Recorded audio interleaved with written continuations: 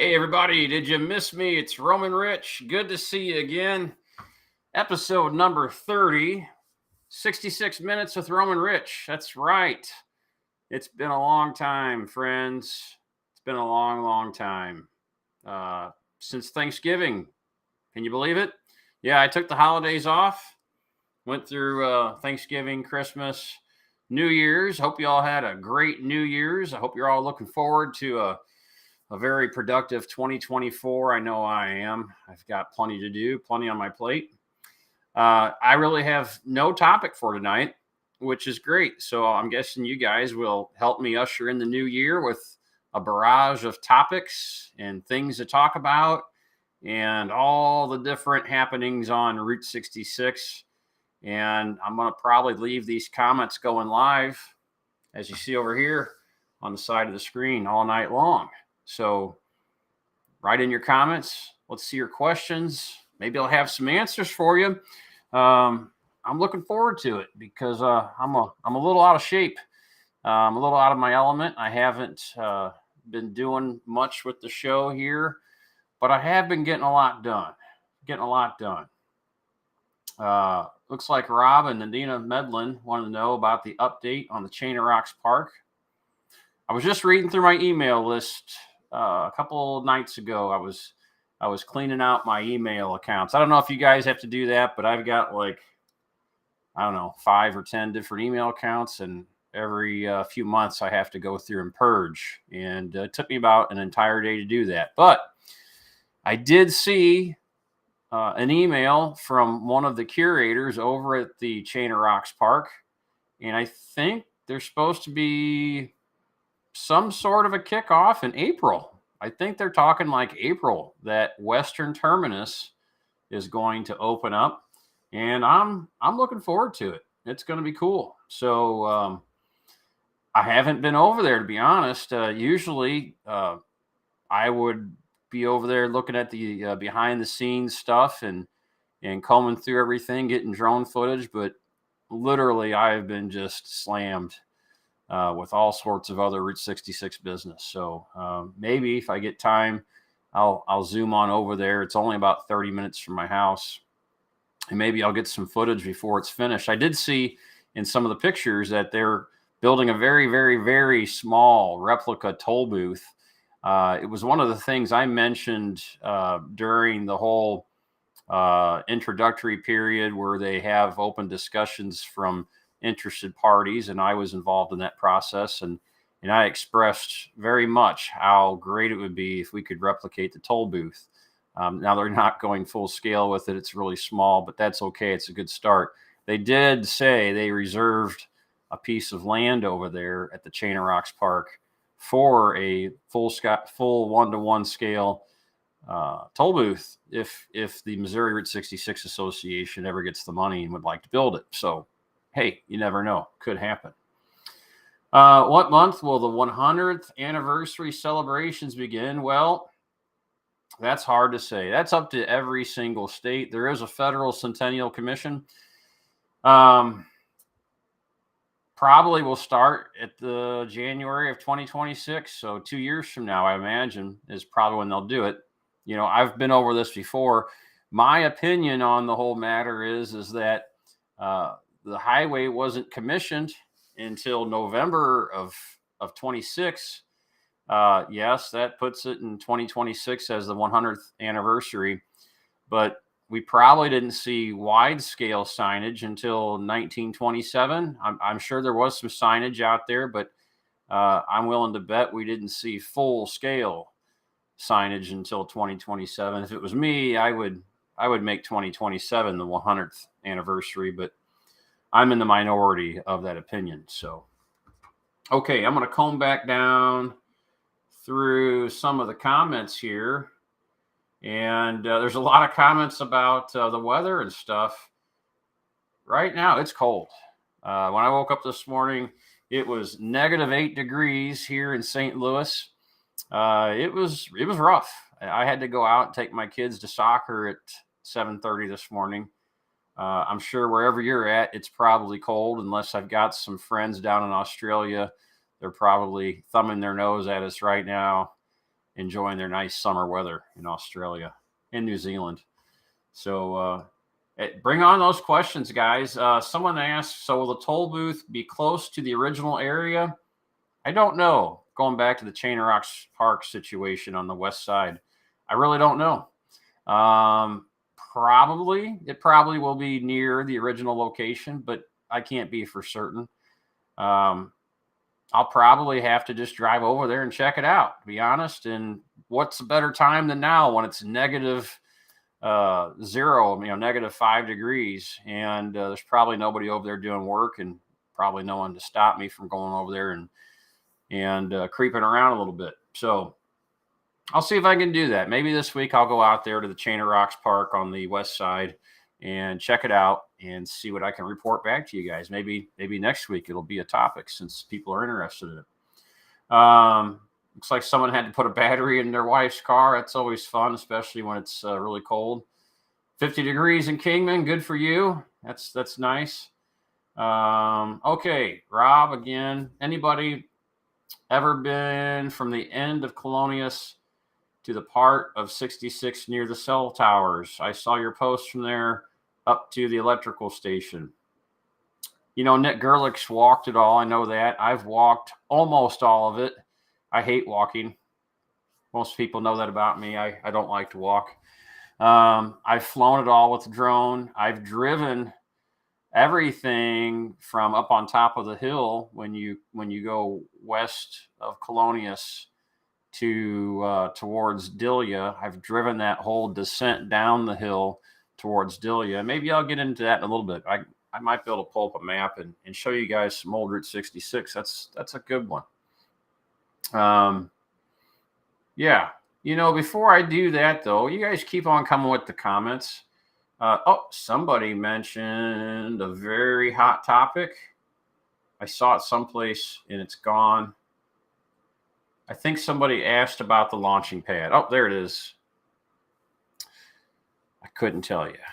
So the launching pad in Willington, Illinois, it is definitely a hot topic right now. It's a lot of controversy surrounding the owners.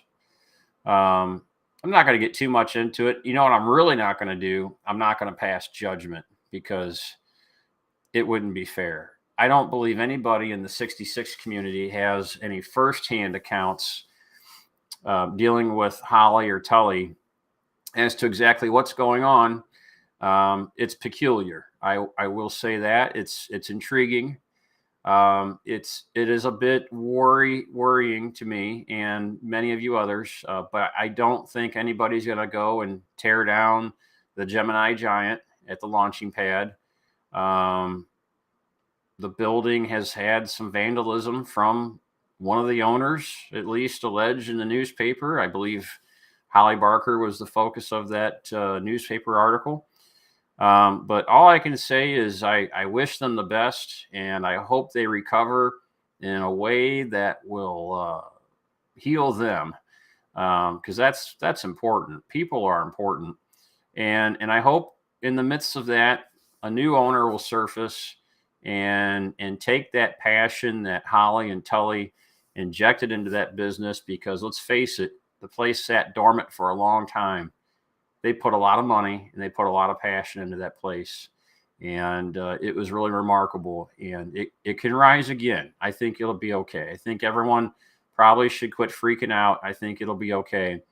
There was some information about one of the local motel or one of the local museums there buying it. To be honest, this is coming from Roamin Rich. I'm not a huge fan of museums.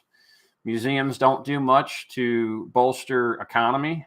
They do have the ability to slow some people down.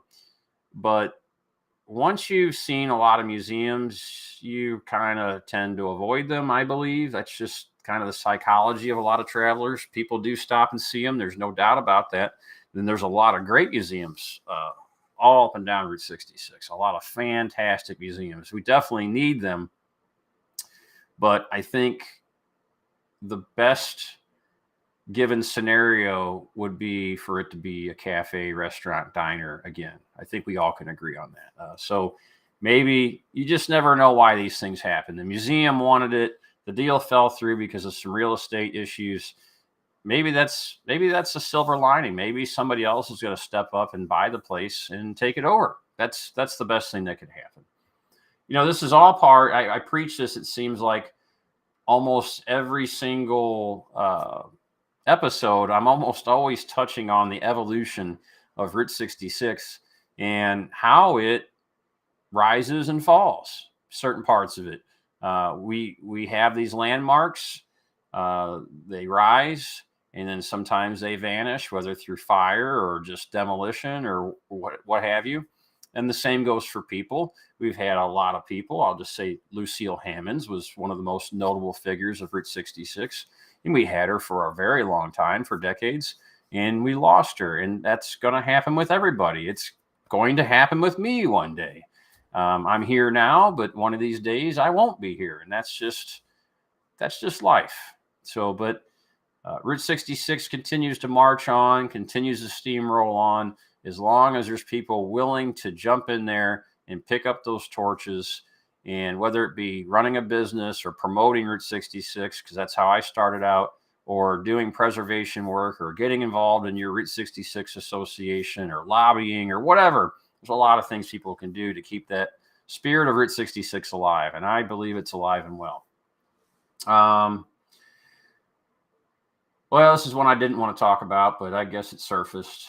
Pat mentions, I heard some rumblings on Facebook yesterday that the long-term tenants at the Munger Moss were given notice to move as a sale is pending.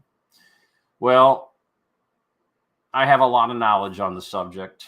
It's almost a year to the day I had to personally step in and intervene in some affairs having to do with the Munger Moss.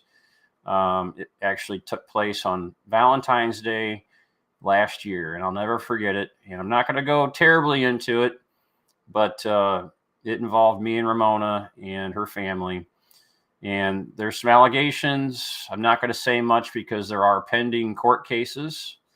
But I can tell you this: don't lose all hope at this moment. There is hope. We haven't lost the motel. And I really feel like if people are given the proper opportunity, that the community here will prevail. And again, just as I was preaching with the Gemini Giant and the launching pad, we will see the Munger Moss rise yet again, and hopefully in such a way that will honor Bob and Ramona Lehman, because I know that was their just pride and joy for their entire life, practically. They spent over 50 years running that place. Okay, let's see here.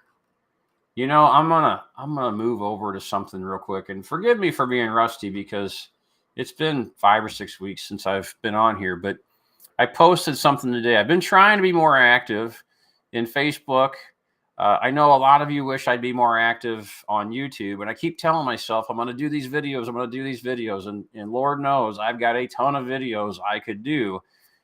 I just can't find the time to do them. But I do find time to get pictures and other media out on Facebook. So if you're interested about that, you should follow me on Facebook. And you can also follow me on Google Maps. I'm going to put the link up there, right there, if you want to follow me on Google Maps. I do a lot of reviews and posting there. It's quick and easy for me. And above all, when you contribute to Google Maps, you are really, really helping the local economy. I'm sure a lot of you can remember that back in the day, we were losing a lot of our mom and pop or small businesses to corporate giants. And because of the advent of Facebook and Google and YouTube and all these different platforms where people can get out and share, it has since kind of turned the tides. Now, all of a sudden, the mom and pops have the upper hand. Places like McDonald's are starting to kind of flounder and wither away. Now, we still need corporate places, of course. People find comfort in those. But at any rate, I think the mom and pops are the ones that should flourish. Google Maps does that for people. Get on there, make sure you rate your businesses. I don't care if it's your dentist, your local grocery store, even if it is a McDonald's. It's great. Everything's fair, but definitely participate in Google Maps. And if you'd like some examples, again, click on the QR code and you can follow me on Google Maps. You can see all my reviews, my pictures and contributions. And I get real on there, folks. You will see a personal side of me that you won't find anywhere else. You will actually see a real version of Rich on there because I don't hold back on my reviews. I tell people exactly how it is. And I know my wife and I went out on a date a few months ago, and in particular went to this really nice restaurant, and the bartender was indulging in his own cocktails behind the bar as he was serving us. And I wrote a pretty lengthy and detailed review about that experience. I'd still go back to the place. A lot of people might not like that, but the thing is, I'm also a business owner. If there's something that could possibly damage or hurt the reputation of my business, I want to know. And those reviews give us business owners a way to see an inside view or a perception of how the consumer sees us. And if there's a problem, it gives us an opportunity to intervene and stop it. And so, yeah, if you get a chance, follow me on Google Maps. I would like it because it encourages me to share more on there as well. It's probably my favorite platform right now out of everything is Google Maps and Facebook. But let's see here. I got some other questions. Can you share some personal bio regarding Roamin Rich and how it all began for you? You know, that's fair. That's a fairly common question I get asked with. And thank you for asking that question. So how I got started was, I would say road trips. Probably the same thing for most of you. How you got interested in roadside nostalgia was that you were exposed to it. And no different for me in the early 80s. My parents used to take me down to the Branson, Ozarks area. My father bought some property down there in 82, and we used to visit down there quite often. And of course, we would take Highway 44. But most notably, as it pertains to Route 66, and if my dad's watching this, I'm sure he actually might be watching this because right now he's stuck in traffic on US 40 in Colorado. They had the highway shut down there because of avalanches, and he's stuck on the highway currently. So maybe he is watching this, but shout out to Dad. He would always tell us as we were going into Stratford, which is just outside of Springfield, Missouri, we're on Route 66 right now. We're going to be on Route 66 for a little bit. And before we make the turn and turn right onto Route 66, as we got off Interstate 44, he would always say, now, if you turn left, that'll take you to Chicago. And if you turn right, that'll take you all the way to California. And he used to say it all the time, and it was very intriguing to me. But going back and forth, I would see all these vintage motels and roadside attractions, the Grapes, Exotic Animal Paradise, the Diamonds Restaurant. I remember all these billboards very, very distinctly. In fact, if anybody's traveling the interstate just east of Waynesville, right around the St. Robert area, a few times I went through there, one of the billboards, you know how they wrap them all with vinyl now? Well, in the old days, they didn't do that. They were all hand-painted panels. Well, the vinyl wrap came off of one of those billboards, and you can see some of the old advertising kind of mishmash and puzzle pieced in there. Most notably, there's a lion's head from one of the old Exotic Animal Paradise advertisements. And I keep meaning to get a picture of that over there. And hopefully it's not covered up again by now. But anyway, so that's kind of how I get started. When I could ride a bicycle when I was 7, 8 years old, I took off. I mean, I was gone. I never stayed home. I was always out exploring. And I grew up in a historic neighborhood. I grew up in the city of St. Charles. For those of you interested in St. Charles, that's where Lewis and Clark started their adventure off into the Louisiana Purchase, exploring the western part of the United States. And it's a community kind of steeped in historic architecture and all sorts of things. Another notable character is Daniel Boone, He actually created the Boone's Lick Trail, which started there in St. Charles. There's a lot of great history there. So I was exposed to all that, and also I was just about my house that I lived in as a kid was only about 60 feet, maybe 100 feet away from what was considered the 1930s old original US 40, which crossed through Missouri. That would have also been, before that, the old National Old Trails Highway. And before that, it would have been considered a B.F. Goodrich route. So you had National Old Trails, B.F. Goodrich, old US 40, all right there in front of my house. I got to see these people driving by, crossing over the bridge over the Missouri River. So that was part of it. The road trips, seeing the John's Modern Cabin sign, seeing the hillbilly with the swinging arms, seeing all these attractions along the side of the road. That's what really got it going for me. And when I could start to drive, I started to get more interested in that stuff. So I hope that answers the question for you. I wanted to go and discuss, let's see here, one of my posts from earlier today. I'm going to share a screen here. Hopefully I can get it to pop up. Okay. So this comes from Historic 66. Let me hide the chat here just for a moment, folks. Make that bigger. This is on Facebook. This is one of the larger public groups. If you're interested in sharing or seeing all the latest information, you should definitely check out Historic Route 66. I don't have any affiliation with it. It's admin by a lot of great people who I know and I'm very fond of that are in the Route 66 community, and they do a great job of it. And there's a lot of contributors. As you can see, it's got nearly 175,000 members. But so I shared a post today of a place that you don't often see. And this is the Los Angeles Viaduct. You can kind of see a little bit larger image there. For those of you that don't know what this is readily, this is on Route 66, not the viaduct, but Route 66 crosses over this. And this is where they filmed a lot of the popular movies. Probably the most popular is the movie Grease. And if I can get a chance here, I'll pull up some images that would maybe show that. Let's see here. I'm going to share my screen again. Give me just a second. I'm going to flash this off, and I'm going to go back again. I'll do the entire screen over here. That'll make it easier.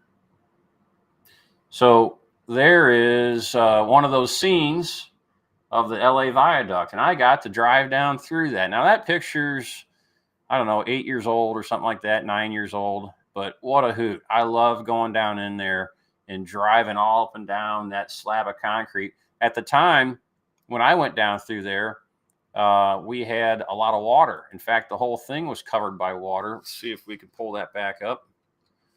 There it is. You can see it's edge to edge water. I was driving through there, and I know that looks unsafe. The water was probably, I don't know, 3 or 4 inches deep. Yeah, that's the LA River. So in the middle there is a secondary channel where the water's a lot deeper. I think it's like 8 inches deep or something, maybe a foot.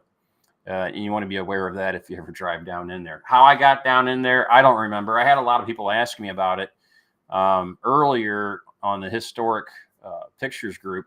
I don't remember how I got down in there. I just remember I drove around along the edges of it looking for a way in. And I finally found one, and then I took the opportunity. I said, "The heck with it!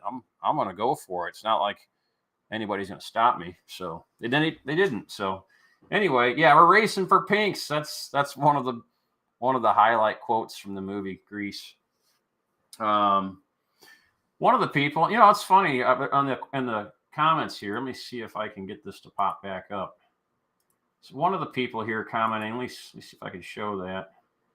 The first shovelful of dirt to begin the interstate highway system was in St. Charles, Missouri. It's funny you mentioned that because I brought that up to my daughter tonight. She was studying Dwight Eisenhower, and I said, "Do you know much about Dwight Eisenhower?" She's doing a report on him. She's 15, and she said she just kind of nodded like a normal 15-year-old, like, "Go away, Dad." And I said, "Hey, Dwight Eisenhower, he was in both world wars, but he was very enamored and envious of how the Germans were creating these autobahns, and he wanted to emulate that. And one of the things that he did was started the interstate system, but he had to convince Congress of doing so. And to my knowledge, the way he did that to convince Congress was he made it as part of military infrastructure in case they had to implement a runway for an airport or something in random places across the country in the event of a war. I believe like every few miles there had to be like a mile or a half a mile of a straightaway, and we were talking about that too. So yeah, the project, I used to have a picture hanging up in my old office. I had an old Caterpillar project advertisement. I still have it someplace, but it shows these big giant Caterpillar earth movers in St. Charles, Missouri in 1956, moving all this soil. And that's right where I grew up. So I guess it was meant to be. I was exposed to all these different elements, and here I am, Roamin Rich. But there is controversy surrounding the first interstate project. I know there's a place in Pennsylvania that also lays claim to being the first site of the interstate construction. And I think they were very close to one another. So I think it's fair to say they were probably both first.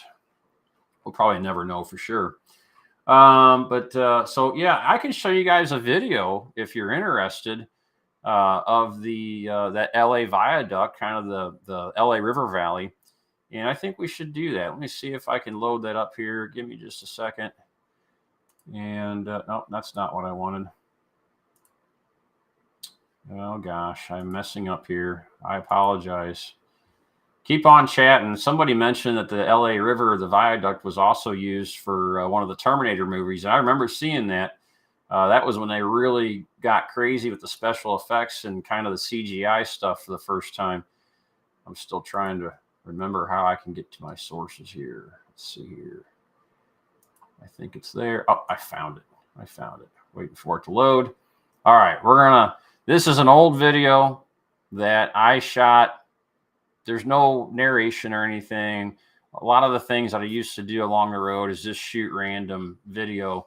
And this one is of the LA Valley here. So let's take a look at it.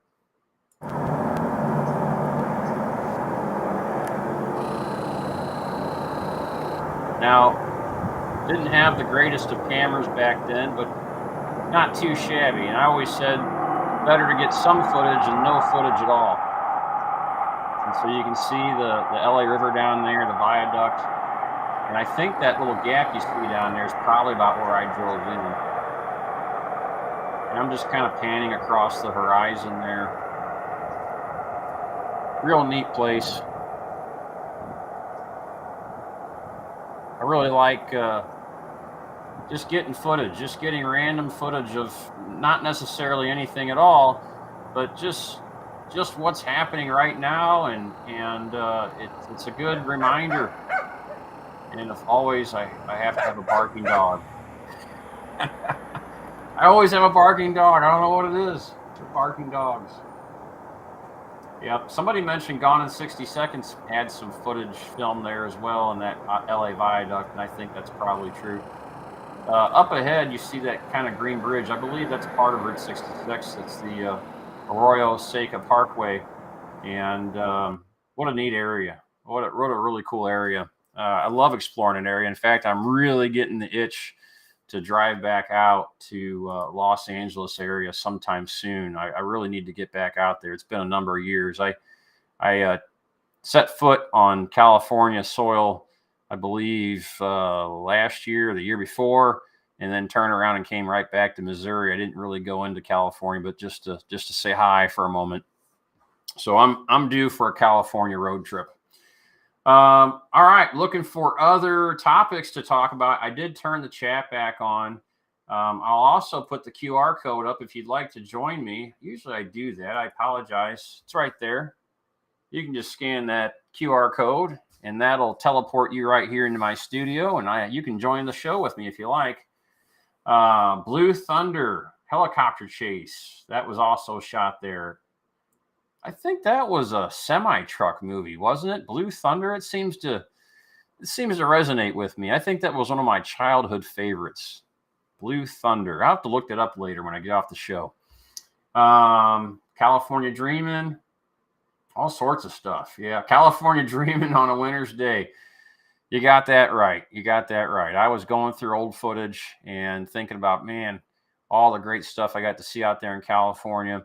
You know, it's a real shame that they don't have their section of Route 66 open yet because of the washed out bridges over there around the Essex and Amboy area. It's just a real shame. I hear you can get a permit to drive out there anyway, and I might have to look into that. But no Route 66 trip is complete unless you can make that long trek through the desert. It really offers some gravity. It's sobering, because to think about how the people, I mean, prior to Route 66 even being paved, let's think about the National Trails route. Prior to all that, these people are driving down a dusty path. They don't have any GPS. They don't have any communication, cell phones, radio. They're just going by blind faith off into the west down this old pathway, and then they came out with some pavement and stuff, but still, you're out there on this old lonely road and you're dealing with a mechanically machine kind of designed to break down these cars. They would use a quart of oil every couple of hundred miles. I mean, if you look at the old pictures, you'd see the oil trails down the middle of the highway. So it's sobering to think about what these people endured. Then you think about the people who were on flight, from Arkansas and Oklahoma, Texas, and New Mexico during the Dust Bowl years. So it's neat. I love getting out there and turning the radio off and rolling the windows down and slowing down a little bit, maybe down to 55 or 50, which is still, for the time, compared to what it was 100 years ago, it's still fast. It's just neat to get out there. I love getting out there, and I love driving through the sand washes and stuff like that. And that's not for everybody. I don't think I've ever been stuck on Route 66. I've gotten close, ripped the exhaust off the adventure truck one year out there, four-wheeling through the desert like an idiot. But it was a good memory. So, yep, Elmer's Bottle Tree Ranch. Somebody mentioned that. That's a great place to stop. I've done some video there. Anthony Gomez is recommending, if anyone's visiting Albuquerque, he's suggesting to stop at the Spy House just off Route 66. And I've seen pictures of that. That's where the atomic bomb plans were sold to the Soviets, I believe. Yeah, I've seen a street view of that. That's pretty neat. That's pretty cool. Let's see here. Brady's asking me a question. The National Route 66 Centennial Commission is quite. Would you share an opinion? I'm not sure what that sentence means, Brady. Type your question up again. I'll answer it. I'll always give you an honest answer. I'm not scared of any questions. Ryan Anderson reports the county workers were actually out repairing the bridge just to the west of the Roadrunner that was recently taken out by rain. They didn't have any info on the other remaining bridges, but they're out there working on them. Well, that's good, because I love the Roadrunner. The Roadrunner is awesome. I can't wait to see it relit. I mean, and honestly, even though there's no restaurant or truck stop there, it's just going to be cool to see a great big, huge neon sign in the middle of the desert on an old abandoned road lit up. It brings back memories of when I was daydreaming about the neon being relit at the Shamrock Motor Court that most of you know I'm in the middle of restoring. I can't wait to see it. It's going to be awesome. If anybody out there has news on when that sign's going to be relit, because I know they're actively working on it, I can't wait to see it.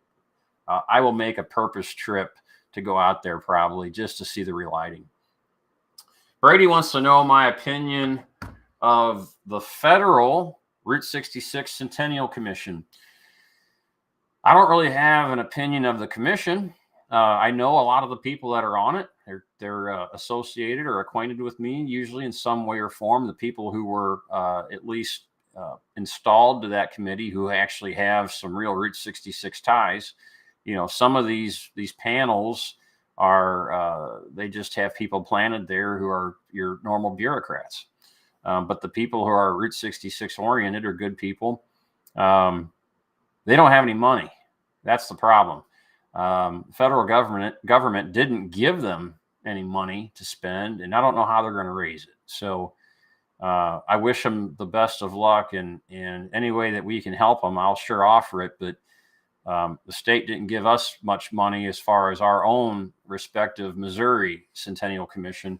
So we're all fighting an uphill battle. I think Texas has got the same battles. Oklahoma's got similar battles. Yeah. So honestly, these talks of all these centennial celebrations, they're great. But for us roadies, we should just probably have lower expectations. And whatever happens, we should just be very appreciative that our road and a lot of the icons that make the road are still there. And there's people adding to the road fairly often to keep it alive. I'm thankful for that. I'm thankful for all the people that are doing new things. And this will help me segue into a topic is Mary Beth Babcock at Buck Adams Atomic Curios. She is just fantastic. She's launched recently a campaign that where she's going to add yet another giant, another big fiberglass giant to her souvenir shop there in Tulsa. And it's called Stella. Is it Stella Adam? I believe Stella Adam. And it's going to be a woman giant. And I am just excited. And I'm also proud to tell you all that the Missouri Route 66 Association is proud to sponsor that. We actually donated $1,000. It's costing her $35,000 to reach the goal. She's getting close. I think she's less than $10,000 away, and she's very close to getting Stella manufactured and installed there in Tulsa. And so it's people like her that just make Route 66 a better place. And I'm really happy that our association stepped up and kicked in some money for that fundraising event. And I'm sure she'll raise the rest of the money here very quickly. At any rate, let's see here. Yeah, Stella Adam and Brady Wilson says he purchased a brick. For all you people out there, roadies and Route 66 enthusiasts who are interested in supporting Mary Beth, I don't have it pulled up right now. I probably could, but you'll find her, Mary Beth Babcock and the Buck Adams Atomic Curios. If you want to support her, you can go buy a brick. And you guys all know about these fundraising bricks. You go buy a brick. I don't know how much it is. It's probably $66 or $100 or something like that. And you get your name laser etched in a brick, and it'll be out there for everyone to see for eternity, hopefully. So go buy a brick. And, we got some news on the Roadrunner. Let's see here. Oh, we do. Oh, so no, this is from Laura Peral. We plan to be there for the lighting of the Roadrunner retreat. They were at Roy's Cafe in Amboy for their relighting, and she will update us on a date when that comes down to it. And I'm excited. I can't wait to go out there in the middle of the desert and take hopefully long exposure shots of the Roadrunner retreat at night. Brady says it's $150 to support Mary Beth Babcock and Stella Adam, the new fiberglass giant.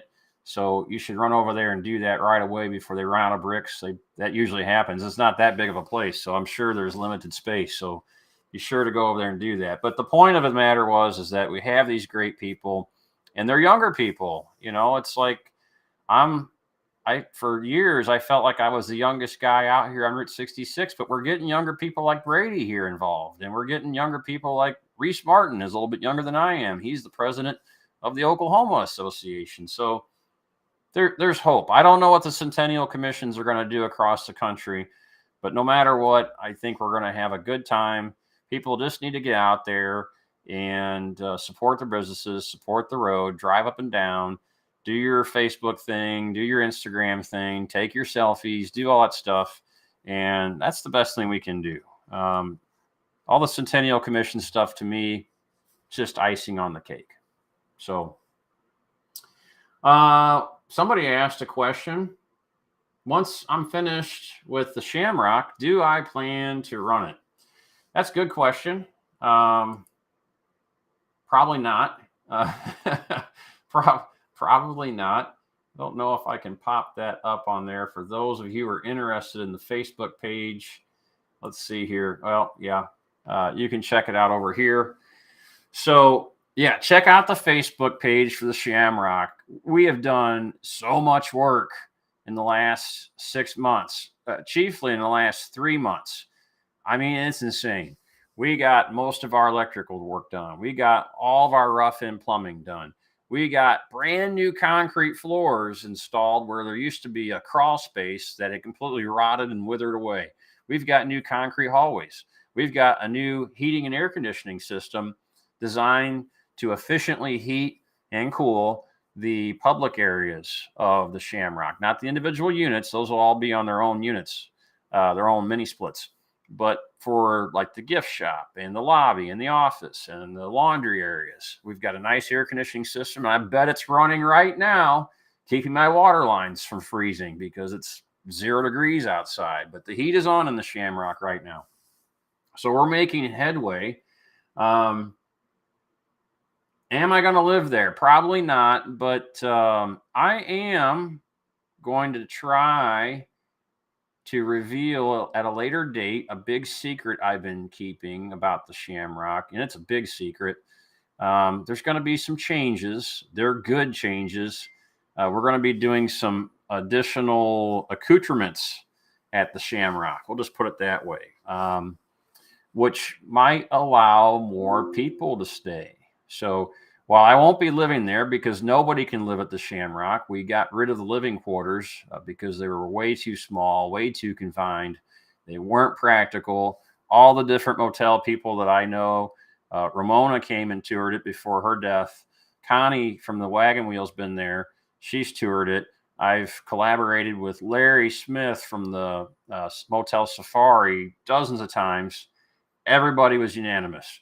Get rid of the living quarters. So there's no place to live in the Shamrock.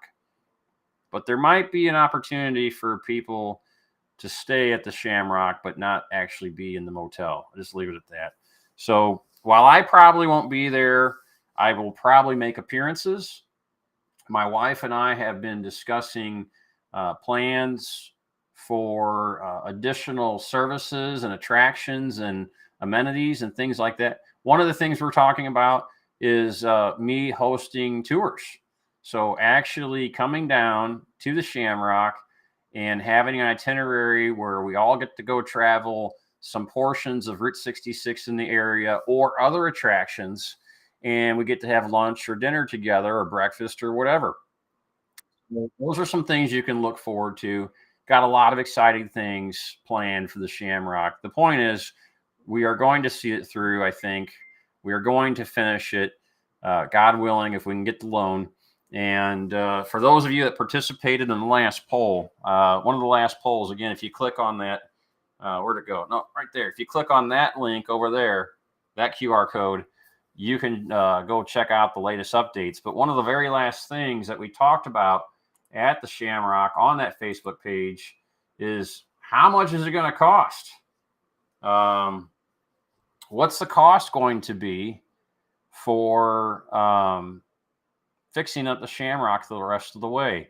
And I had wild answers from all the place, from like $55,000 to finish it, all the way up to 1.5 million. And it is a little deflating, but the figure is coming in right around $900,000 to finish a Shamrock. I know it sounds insane. And I'm happy to share that with you all. We're all friends here. There's no secrets. I still think we can make the money back and make a go of it and have ourselves a very nice, successful boutique motel that not only speaks to Route 66 travelers, but also will attract many other travelers who don't really know about Route 66. There's a lot of things that are going on in that area with hiking and caving and canoeing and things like that. So I hope to attract those people too. But yeah, around $900,000, I think, is what it's going to take to finish off the Shamrock and do a really nice job at it. Because we want a really nice hotel. We want something that we can come back to 25, 30 years from now and be proud of what we did. And that's what we're planning on doing. We just got to get to the bank and convince them to loan us the money to get it finished. And if that happens, if we get the loan, then I would say having some kind of an opening, maybe even this year, is possible. I won't swear to it, but it's possible. Okay. Am I selling bricks for the Shamrock Court? Not yet. It's a possibility, maybe. I don't know. I'm kind of I'm a pavement guy, so I'm kind of sensitive to my hard surfaces and what they look like. So I don't know if we're going to do a brick fundraiser. I do know we talked about in the past having people sponsor the old vintage looking metal chairs. You know, those old metal lawn chairs that you used to see out of it in front of every resort and every little motel. They still make those. They reproduce them. And we talked about having a fundraiser where people can sponsor those and we can put the chairs back out front and make it look just like what it did back in the 40s, 50s, and 60s. I do have the arbor. I don't know if you guys have been watching the Facebook page there for the Shamrock, but I had some help from another popular Facebook guy who works on Tri-5 Chevys. His name is Thomas Sutton. He lives not too far from me. He saw me struggling with stripping the paint off of an arbor. Arbor is like a little trellis thing that you walk through, like a little metal archway. Usually you have like some plants on it, like vines or clematises and things like that. They had one of those in front of the Shamrock, and if I could find a postcard here, I'd show you. I don't readily see any postcards in front of me. Anyway, so there used to be one of those arbors out in the front yard, and it kind of left a reveal of the front of the building. I'm trying to capture and emulate what the Shamrock looked like exactly in 1948 through the 50s. So I was struggling with this arbor. Thomas stepped in and he says, "Hey man, I'll sandblast that for you. That way you can get a really nice paint job done on that thing." So he did. He spent about 2 hours sandblasting that arbor, getting all the flaky paint off of it. And now it's sitting here in my shop. I really wanted to paint it this week, and then the temperatures plummeted. As soon as the temperatures come back up, I'm going to get a coat of primer on it and paint that thing. I can't wait to get it installed back out there at the Shamrock. It's going to add just another historic element to the place I'm excited about. Okay. Got people saying they buy a chair too. That's fantastic news. I'm not going to do the chair fundraiser for a while. My next fundraiser will be for concrete. I got to pour a brand new concrete sidewalk out front of the building. The existing sidewalk is about 35, going on 40 years old. It was poured in the mid 80s and it's shot. It needs to be replaced. Putting concrete out in front is going to cost about $12,000. And that's just for the sidewalks. So I will be doing a fundraiser effort for that really soon. And I hope you guys will support me on that one. Okay. Oh, there's a conversation going over here in the chat. Aaron Perry at Gearhead Curios just posted about his rules for the creeper racing. There's another creative guy. I don't mention Aaron nearly enough. Aaron's another one of those people who's just as passionate as Mary Beth, who I mentioned earlier. Without these people entering the Route 66 arena, we would quickly lose our roads. So definitely go check out Gearhead Curios. He's going to have the creeper race going up. He's had a number of other races too. I think he's had belt sander races and he's had pinup shows. He's going to get his very own giant. I think he's getting a Texaco giant delivered. I just love, I can never get enough of the giants. Sometimes you can overdo things, but you can never have too many giants. Uranus put a giant out here in Missouri at their little putt-putt golf course. They're all over Illinois. They're all over Oklahoma. The giants are just great. I love them. I wish I could have my very own giant, I don't want it to clash with the Shamrock, but I always had this goofy dream of putting a giant troll down at the Gasconade Bridge. I don't know how people would feel about that though. It would either be like super cool and people would love it, or people would hate it and they would be all over me for defacing the natural beauty of the Gasconade River. So do me a favor in the comments below. Tell me if you think we should do a giant troll down at the Gasconade Bridge. It was one of the ideas I concocted years and years and years ago for trying to promote saving the Gasconade Bridge. And for those of you that don't know, we did successfully keep the bridge from being demolished. The Missouri 66 Association owns it now. So, but do you think we should have a giant troll there, a big giant fiberglass troll? I'm curious to see what your thoughts are.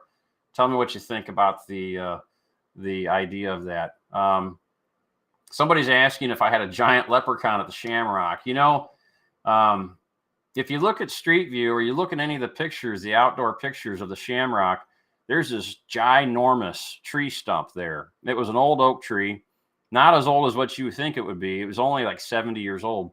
But this huge oak tree, the previous owner had it cut down because it was starting to encroach on the building.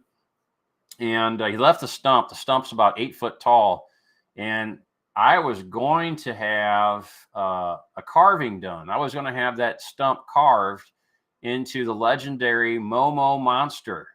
And for those of you that don't know what I'm talking about, go check out Momo the Monster in Missouri. It was a legend. The monster would comb through the woods and terrorize hunters and do all sorts of crazy stuff. And we'll probably talk about Momo the Monster on a later episode. But I really wanted to commemorate the folklore and the legend behind Momo the Monster. I wanted to have that tree stump carved, but sadly, the tree stump is so rotten that I'm just going to have it torn out. I mean, it is just rotten to the core now. It's been a tree stump since about 2018, 2019, somewhere in that neighborhood. That's when they cut the tree down, and it's just been too long. It's rotted out. It needs to be tore out.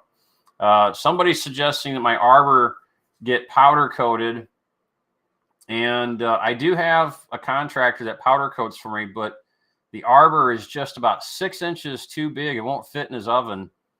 I can still go and maybe get a price quote from another powder coating company, but I'm afraid they're going to want like $500 to do it. I am going to make the inquiry. I like powder coating. It's like permanent. It's done once. It's done forever.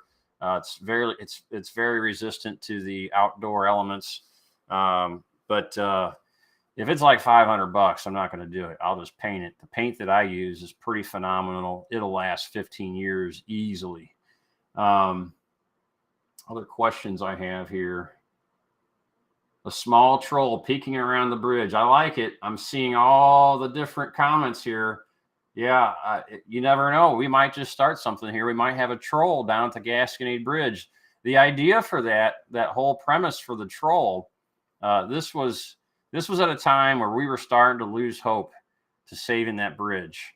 And I even told the committee, because this is long before I took over as president of the Missouri Route 66 Association, which, by the way, the previous president had no interest in trying to save this bridge. In fact, he told me that bridge is never going to be saved.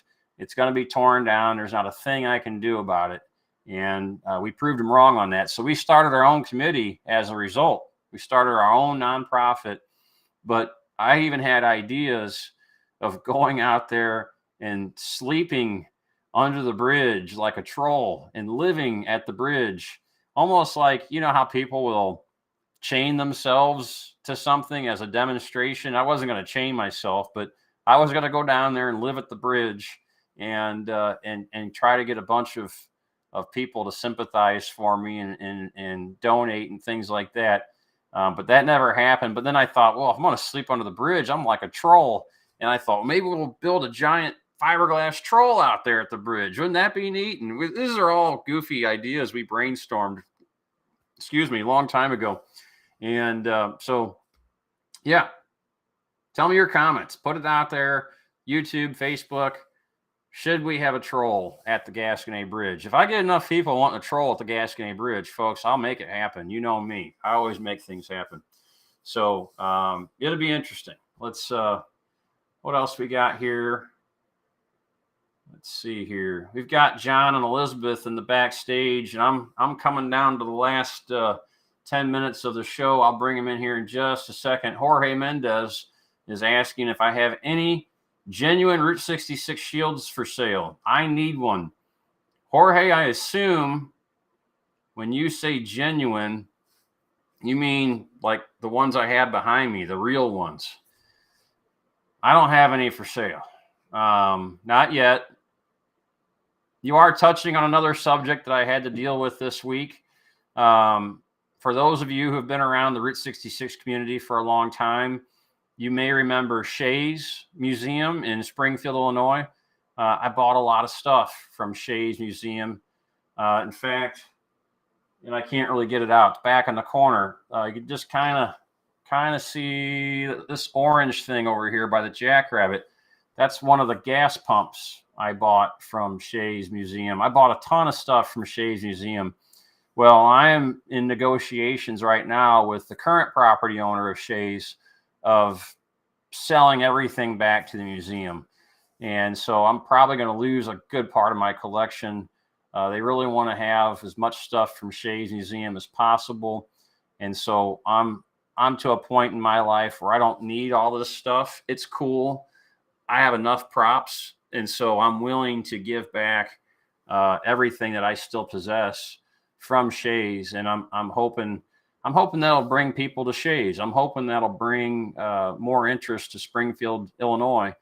And so that's why I'm doing it. And if anybody else out there has got memorabilia from Shays and they want to find a home back where it belongs, let me know. I'll put you in contact with Randy Pickett.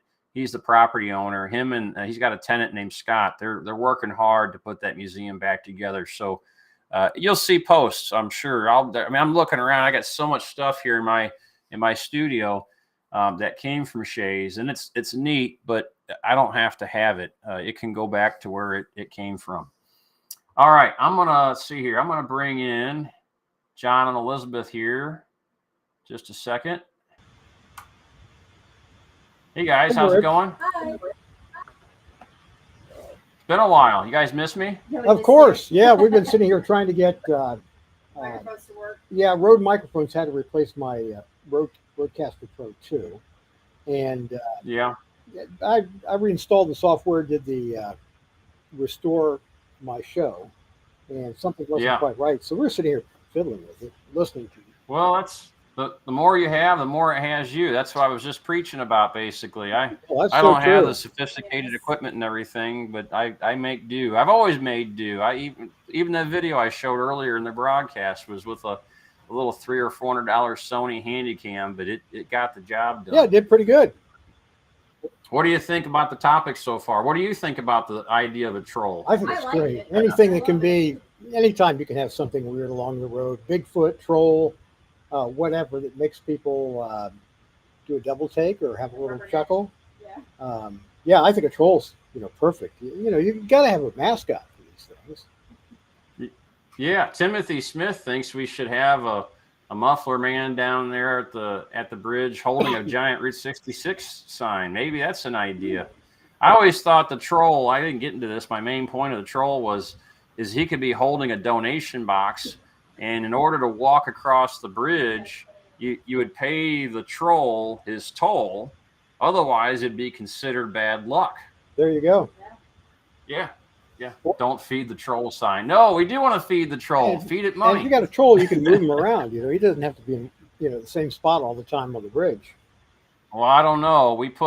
Now I don't know if you remember. I did the whole have a seat on Route 66, where I put that really beautiful mid-century modern chair out and that went there. bye-bye. That was an expensive chair, by the way. That was like $1,000 chair at one time. Oh, wow.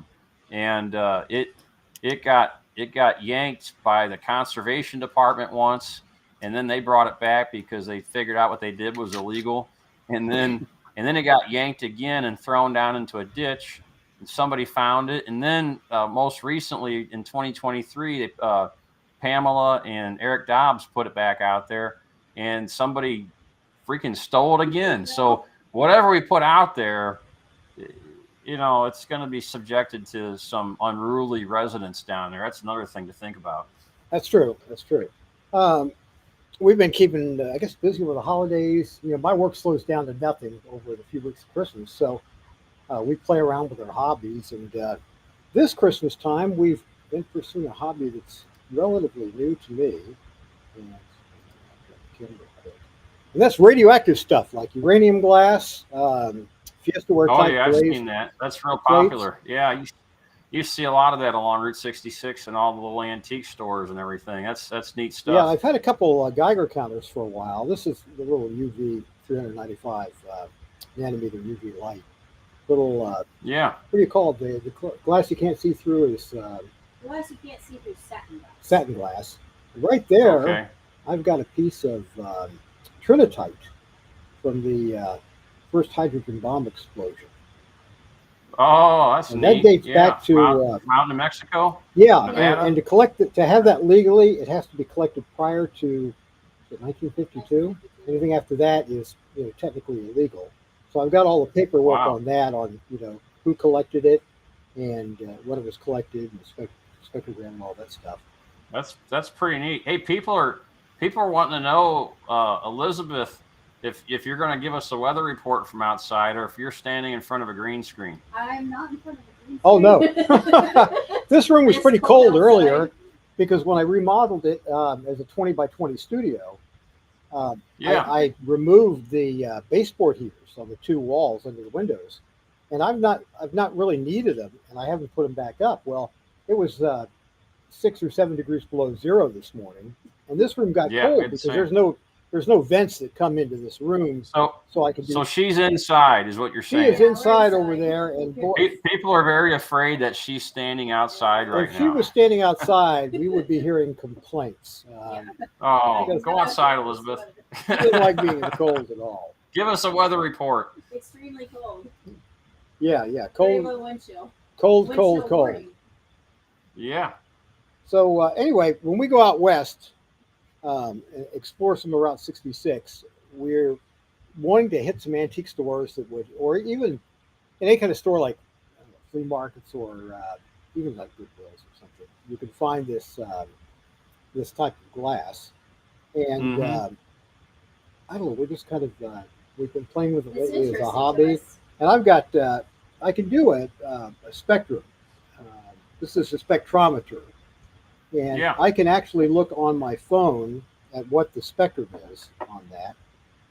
That's pretty cool. I learned from one of our Route 66 epic personalities, Harley and Annabelle Russell. If you ever go down to the Sandhills Curiosity Shop, there in Eric, Oklahoma, they'll show you where they can turn normal glass purple. They've been taking normal glass and letting it sit outside, and it has to be a certain kind of glass, and it'll turn purple for you. Interesting. And I never knew that until I ran into them and met them. So with this, it's called a radio code 103, and I can actually identify the isotopes, the decay chain. So if I've got something, I can actually figure out what the radioactive material is inside of it. I did that the other day for this trinitite. That's the little neat block sample right there. It may look purple on camera. It doesn't. That's just an artifact of the camera. And that was kind of interesting. So I identified cesium-137 in it, which guarantees it came from either a nuclear explosion or a reactor. And then I found another isotope in there that only shows up during a nuclear explosion. So that kind of... How do you feel about having that kind of stuff right next to you? Well, I don't know. Sometimes, it feels really warm when I touch it. And at night it glows. No, I'm just kidding. I'm kidding. It's really low levels of radioactivity. I'm sure you wash your hands after handling. Yeah, I do wash my hands, actually. If I handle a trinitite or anything that's got, could have dust to it, I usually wear actually gloves with the trinitite. But you can see it kind of going off there on the glass. But I've run spectrum analysis on all these different things I've got. The latest which is really surprising. And this is really, really hot too. See if they're on the camera. That is an old lens. mid 1950s Canon camera lens, and I had to do some, diving into serial numbers and researching these lenses. So when I got one off, Is that one exposed to radioactivity? no, it's No. doped with thorium. They used thorium back then to Oh yeah. correct chromatic aberration, and it let them make the lens elements a little bit thinner. This was real popular up until like the early 1970s. Kodak made a lot of lenses. Almost all that's cool. camera manufacturers. Hey, I gotta address this comment real quick, John. Brady Wilson, because I gotta end the show here shortly.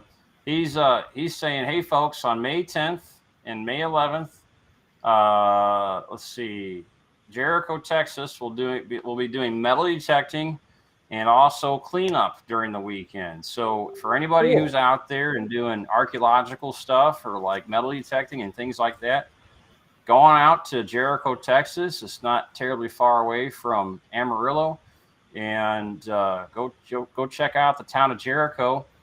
They've also got some news out there. They've just been they raised enough money to get their historic Texas sign out there that will tell people passing by about the town of Jericho. That'll be cool. That's cool. When's that coming up?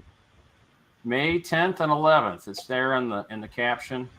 And I had one other person, Jorge Mendez, asks about Joe Sonderman's Route 66 Then and Now book. I think I do have that. Joe's got so many books. The guy just churns out books like a madman. This is his latest one that I got. Route 66 St. Louis style. I know it shows it backwards. I'm sorry. But that's Joe's latest book. Jorge, I can tell you right now, anything Joe Sonderman puts out, including our Missouri Route 66 magazine that you have to be a member to get, I can tell you that the book is going to be great. You're going to love it.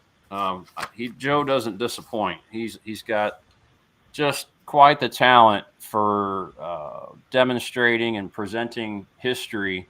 It's very entertaining. I love all of his books, and I'm very, very happy that I get to work with him in our association and produce a world-class magazine like we do. If you're not a member, Missouri66.org, you definitely need to sign up for that. And anyway, John, Elizabeth, it was good having you on here. I'm going to sign off. I got dinner waiting. For those of you, I don't make that up as an excuse. That's legit. I don't get to eat dinner until like 8:30, 9 o'clock at night. That's just how my family rolls. So anyway, I'm gonna sign off here. Everybody, thank you for joining us tonight. Thank you for being here. Thank you for your patience above all else. If you get a chance, share the broadcast, share everything that we do. I just can't ask you to do enough. Sharing is caring. Get it out there and show everybody the world of Route 66.